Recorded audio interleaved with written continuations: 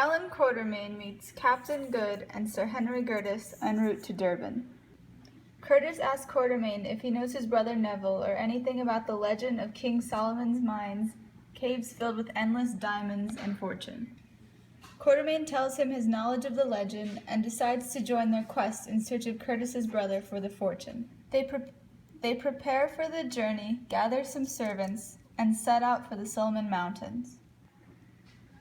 They cross 130 miles of blazing desert, being saved in the middle of it by an oasis.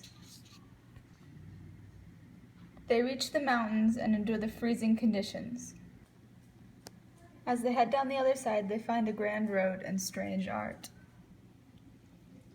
When they stopped to rest, a group of native men found them. They saw Good without his pants on, an eyeglass, and with removable teeth. They were bewildered by his magnificent white legs. After a little convincing, the men convinced the natives that they were men of the stars. The natives took them to their capital at Loo to meet their king.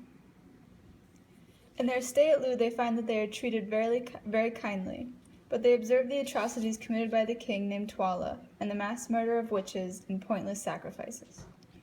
Upon learning the history of the king's coming to power, the servant that the white men had hired in Durban, Umbopa, came to realize that he was the rightful king of the land. He had a tattoo of the snake around his waist since birth, and his name was Ignosi. The white men used their knowledge of an upcoming eclipse as a sign to the people to gain their alliance. Men joined Ignosi in battle. The 3 white men fought for him as well.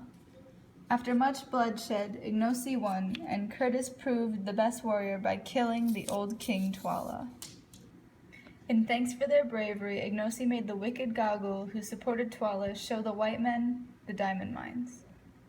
They followed the magnificent road to a cave mouth and were led in. They observed spooky figures and then a great treasure. Just as they touched the diamonds, Gagool tried to escape the cave, being crushed by the only door out.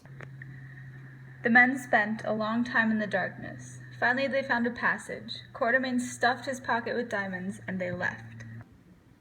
They finally reached Loo again.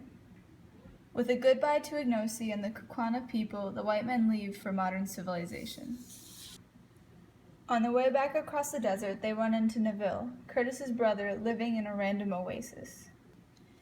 They go home and find that their few diamonds are more than enough to make each of them rich.